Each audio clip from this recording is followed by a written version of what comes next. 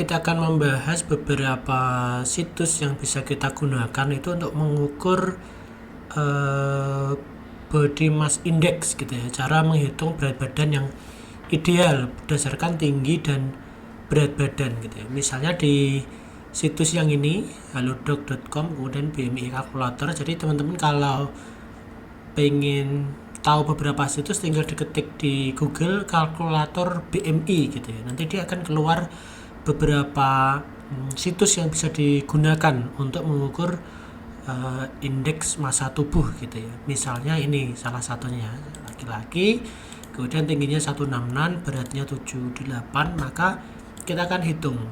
Ya, dia kan termasuk obesitas gitu ya, karena dia di level yang ini. Harusnya amannya tuh di sini atau antara hijau dan kuning ini gitu ya. Kalau dia terlalu kurus juga jelek, terlalu gemuk merah ini juga jelek gitu ya.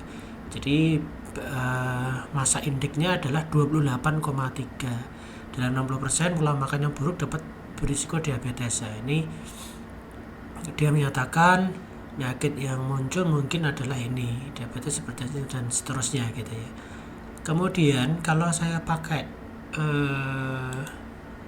yang lain, misalnya dari Dokter Sehat ini, nah ini punyanya Kemenkes. Saya isikan tinggi badan dan berat badan di sini, kemudian saya hitung. Nah, dia keluar pernyataan ini ya, berlebih, hampir sama kelihatannya tadi 28,31, 28,3 ya, sama. Menunjukkan berat badan yang berlebih atau gemuk gitu ya. Ini antara yang ideal itu 25, hasil Anda di antara 25-29. Oke, bukan ideal nih. Di rentang ini solusinya mengurangi asupan kalori. Jadi harus dikurangi sekitar 300 sampai 500 kilokalori gitu ya. Ini harus dikurangi asupan kalorinya gitu ya. Nah, mengurangi asupan kalori harian sekitar 5.000 kilokalori dapat membantu menurunkan berat badan sekitar setengah sampai 1 kilo. Oke. Nah, kalau ingin mengetahui kebutuhan kalori per hari, itu dapat klik ini ya, kalkulator kalori. Ini teman-teman bisa cari juga di search di Google kalkulator kalori. Yang tadi kan kalkulator BMI ya. Ini pria. Kemudian saya masukkan misalnya tinggi badan, saya masukkan misalnya, kemudian usia. Oke. Kemudian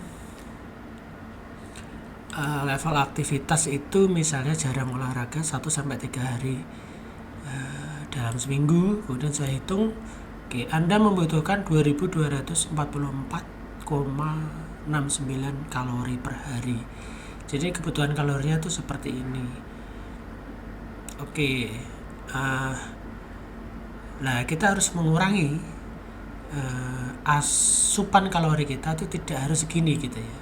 Dikurangi 500 gitu nih, menjadi 1800-an ya, 1700-an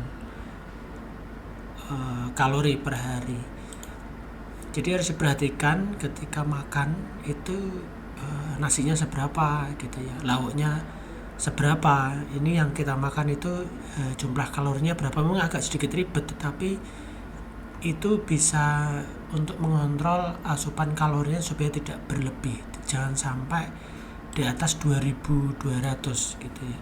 Dan kita kurangi 500, jadi maksimal sehari hanya 1700 sampai 1800 kalori supaya berat badan kita turun. Kenapa berat badan itu bisa turun? Karena kan kita membutuhkan kalori segini nih, 2200, sedangkan yang kita makan itu di bawahnya ini. Supaya memenuhi 2200 itu diambilkan dari cadangan lemak di tubuh kita. Itu yang menyebabkan berat badan bisa turun gitu ya. Jadi itu beberapa tips praktis yang bisa kita gunakan, yang bisa kita pakai untuk menuju hidup yang lebih sehat gitu ya. Oke, semoga tips ini sangat menjadi bermanfaat untuk teman-teman. Jangan lupa subscribe dan bunyikan lonceng. Terima kasih.